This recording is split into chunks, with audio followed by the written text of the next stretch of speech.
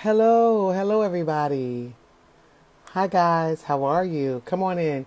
I'm so sorry I started a little late tonight. Come on in. Come on in to Church Girl Chronicles. Come on in. Hey. Come on in.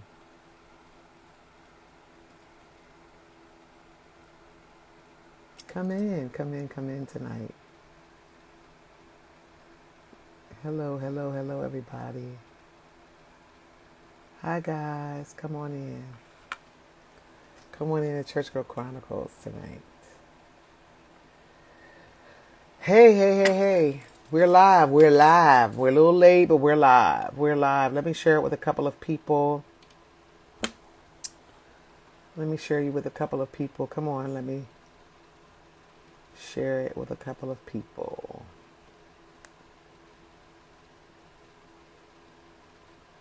Hi guys. We're on. We're here. I'm sharing. Come on in. Say hi to me when you come in. Let me know that you are here. Let me know that you are with us tonight. We're excited that you're joining us. Come on and join us tonight. Come on in the room. Come in the room. Come on. How she used to say. I wonder if she's done anything to. Come on in the room, guys.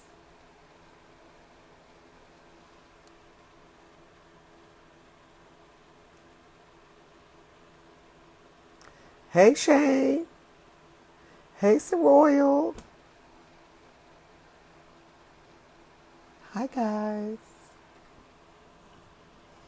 Hey, Val. This fro is doing some things. Let me just tell you about my fro real quick. We need to have a whole fro conversation. Because, so I was wearing it curly and doing the things. So I bought a wig, right? And I bought this wig and I braided my hair down. Thinking, I braided my hair down to try the wig on because it was like a little frontal situation. Y'all might see it next week because I think I'm going to have somebody put it on this weekend. But it was a little frontal situation, and I had them braid the little, situation down or whatever. And hey Jazz, how you doing, girl? And I had them braid the little hair. I braid the hair down to put the wig on to see how it was gonna look. And I'm like, I like it. I needed to cut it a little bit. I don't want that much hanging. Just cut it a little bit more, and I think it's gonna be cute when I wear it. And like I said, you all see it next week when I wear this little wig. So I braided my hair down. So this morning when I got up a little later than I normally do and didn't have hair time. And for me, hair time, when I want my hair to be looking like something, is about 20 minutes. I ain't had that. So I just took the little braids out. And when I did, my hair was literally up to here. The fro was. And it was out of control. So I said, let me pat this old man fro down and try to make it look like a little mohawk or something. So today we have this makeshift, I don't know what it's doing. I don't know. But I thank God for it. Because I remember the time I was praying for hair. Now, braiding has done some things and snatched out some edges. I had this whole piece right here missing. And getting older, it's so interesting because getting older, trying to understand how your hormones are working against you, because that's what begins to happen. Your hormones start to work against you. It's a whole vibe. It's a whole situation. Like having that all to happen. Hey, Talish. To have your hormones work against you and all the things be happening at one time. It's a lot. It's a lot. It's a lot. And so it has been something, this middle-aged journey. I'm thankful that I don't feel middle-aged. But not that I know what that would feel like. I assumed that it would feel a particular way based on my experience of other people that are middle-aged from my past. But then I'm thinking, I don't know if I was gauging that right. Like we just be messing it up, right? So, but being middle-aged is a very interesting time period. And you never know what your body is going to be doing, right? You're always on some old like figuring out journey. Just when you think you get one thing under control, something else is happening over here. Then you're like, what is going on? It's a hot mess. A hot freaking mess. And so I am really prayerful. And I was asking God, I said, God, I know it's not your intent, I think, for us to age in this manner. Because, people were living for hundreds and hundreds of years in biblical times. And I'm like, sin comes in, it abounds. And when it abounds, it takes away, where sin is, there is death. And just the fact that our lives have been so shortened. Hey, Paula Jones. And I'm like, wow. Like, because it was never the plan of God for us to be struck. 50 was like infant stage. 50 was like infant stage. Like, you figure back in biblical times, being this age right here, you was a baby still. If you live in the 300-400 years, you were a child. I'm like, Lord, I don't like this whole sin thing. And the impact of it and the effects of it on my life, I'm not digging it. So here I am. But so just the impacts of getting older and just trying to, being transparent with God about what you're feeling and experiencing as you relate. And then on the, I was just thinking about how developmentally my age, right, is the season and time where you start to rethink your life, rediscover goals, re-question, begin to question purpose, and focus yourself in on and being effective and wanting to leave some type of mark or legacy. I'm at the age developmentally, according to Erickson, that begins to happen. And so when I'm talking to other people, imagine those conversations, with a bunch of women my age who are feeling like, listen, I ain't done enough and I need to do more. And I feel like everybody's on their grind trying to make it happen. So it's just a very interesting experience. So while you're trying to do more and rediscover purpose and engage yourself in a way that you're leaving behind legacy and doing all those things, your body is falling apart. It's saying, ma'am, let me throw a monkey wrench in that program, because you thought it was out here going to be doing a whole lot, but your knees hurt. You thought you was going to be out here doing a lot, but you got back pain. You thought you was going to be out here doing a lot, but your feet swole. You thought you was going to be out here doing a lot, but you done swole up all over, and the clothes you thought you was going to wear to go do this a lot don't fit.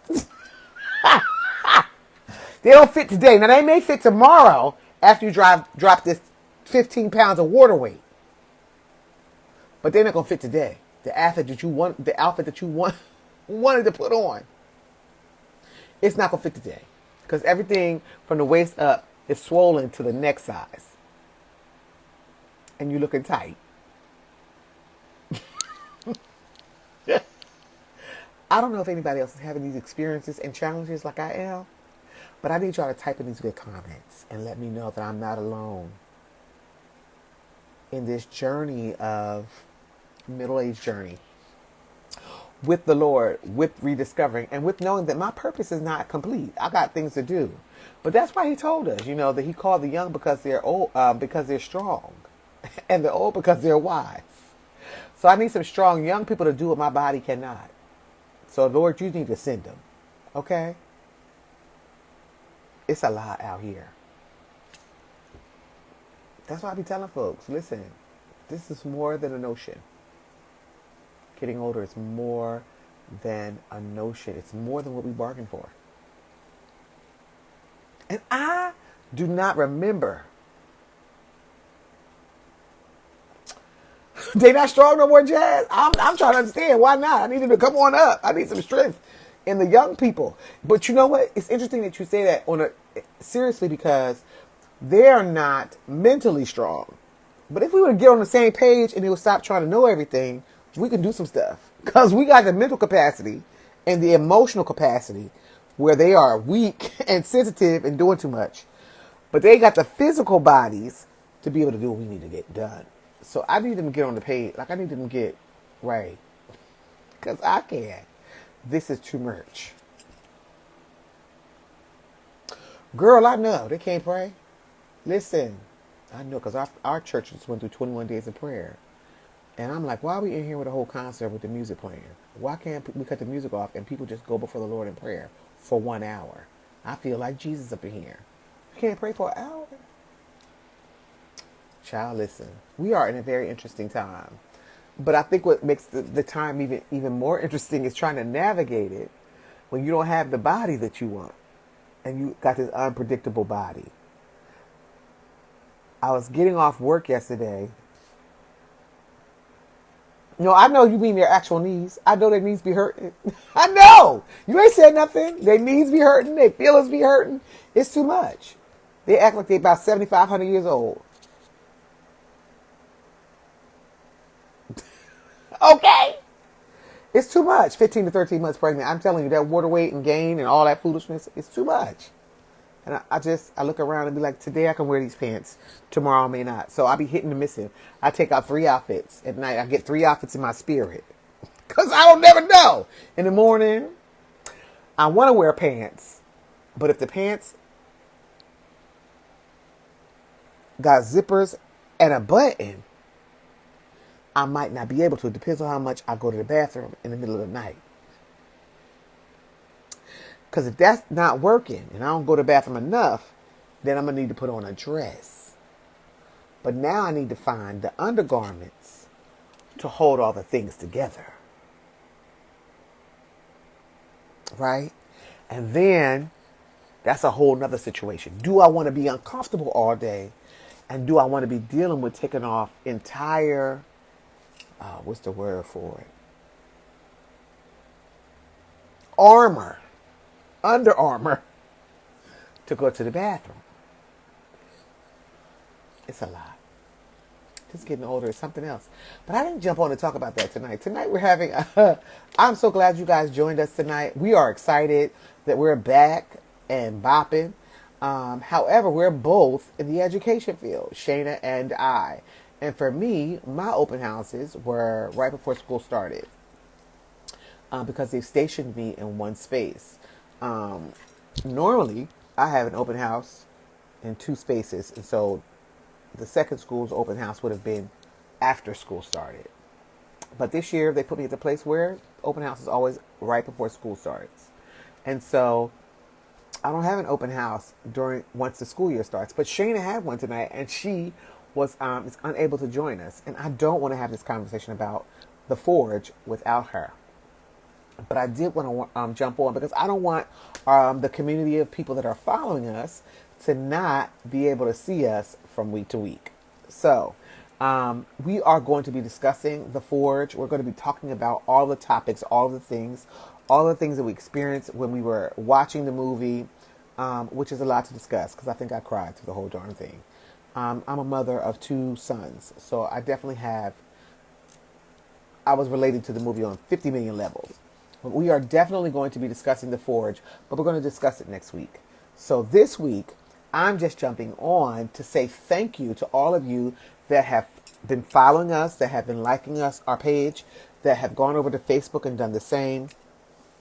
We have been on a push all week. I thank Soroyal because she's been on a push all week. The young lady is handling the marketing pieces and getting things together, and she's been putting out snippets. We need you to like and to share those snippets of our shows when we come on, and just, share with people the fact that we are back and we are moving and we're excited and we're expanding and we're looking to do more and greater things here at Chronicles. We're excited for the upcoming topics and conversations that we'll be having, more movie reviews, more conversations about events that are happening in our world, in the church world, and just in our world as women, in general. So I'm looking forward to what is to come over the next few weeks with Church Girl Chronicles. I didn't want to miss tonight. I didn't want to not jump on and address our audience because I want you guys to get used to logging on at 7 o'clock and meeting us here to discuss these wonderful things with you.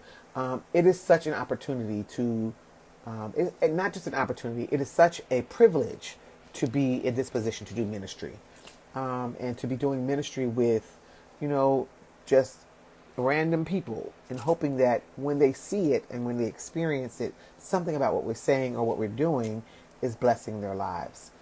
So I wanted to come on tonight and just remind you all of the importance that you all have in our hearts and in our lives, and the privilege it is for us to serve you in this way. And so we didn't want to take it for granted, and I didn't want to not come on and address you guys tonight. That whole spiel about my whole midlife crisis is a very real thing. And it really is something that I've been plagued with over the last couple of weeks. I have been toiling with, and I told the young lady that does our social media stuff, I was like, I'll go on and I'll share a scripture or something. But one of the things that I've decided to do this week, as I, close out tonight, and it's been, like I said, after honoring the fact that you guys have chosen to join us, I want to leave you with something and not just get off the live. But I wanted to share with you the fact that the change of your perspective is so important. Like, there are certain things we cannot avoid. I can't avoid the fact that I'm getting older. It's hard. I get very angry sometimes. I get frustrated. I'm like, I missed this or I didn't do that. And you get to looking back over your life. And I have 54 years of life to look back over. And I realized that when I was looking back over my life, I was only identifying the things that I missed. And the enemy was coming in and making me feel guilty or some sense of shame or loss. And or that I had missed something. And the Lord has been reminding me over the last couple of weeks 3 very important things. The first thing he's been reminding me of is there's never anything lost or stolen in him. Nothing lost and nothing stolen in the Lord. And then he reminded me of his scriptures that, that he would restore unto us the years that the locusts have eaten, the cankerworm and the palmer worm. And he reminded me that he is the God, when we call him to his word, that there are things that have to be restored to us, so that even if we've made bad choices, that his infinite mercies reach beyond our poor decisions. And that he is capable and able of restoring the value of that experience to our lives. Maybe the opportunity may have been missed, but the value of the opportunity is never missed in God. So follow me when I say that the opportunity may have been missed. You may have missed an opportunity, missed an experience, missed a time. But the value that opportunity is going to bring to your life and better you as a believer is never missed. Because there's nothing lost and nothing stolen in him. He is the God that can restore time, lost things. He can restore it. It may not be what it originally was or what you anticipated that it could be. But whatever he restores in your life will bring that value or greater to your life right where you are. Right where you are. Right where you are. So that's the first thing that he has been helping me to remember in this season of redefining purpose for myself, or my purpose in him. The second thing that he has been dealing with me about is being careful about how I see things. See, the job of the believer is never to see things through the lens of negativity and through the lens of fear without faith. But oftentimes, what puts us in that position to look back over our lives and say to ourselves that we've missed this opportunity, I've lost out on this experience, I won't gain this, and guilt and shame have the doorway now to come in, is because we're looking back over our experiences in our life from the position of fear, and the enemy, when that is introduced, opens the opportunity to bring guilt and shame, resentment, pessimism, and negativity. What becomes amplified in our spirits is only what we've missed, or we think that we have missed, not what God has already done. The greatest trick of the enemy is to make you forget what he's already done. They wandered for 40 years because they couldn't remember what Egypt was like. Israel wandered because they couldn't remember what Egypt was like. And although God was providing manna from heaven, and he was a pillar by day and a cloud by day and a pillar by night and manna from heaven, even though he was doing that and creating and giving the provision every day, what they needed was right in front of them. Because their anticipations were in the future, because they were looking at the future and what they thought they should have had, and not where they were currently in comparison to what they were in, they forgot. They forgot what God had done. The miracle and the blessing of what he had done to disconnect them. And in doing so, opened the door for that same misery and shame and frustration to come back and be restored in their lives. And so it was a mentality that had to die off as they wandered in the wilderness for 40 years. And I don't want to spend the next 10, 15 years of my life wandering over shoulda, woulda, couldas. Because God healed my body of cancer 2 times.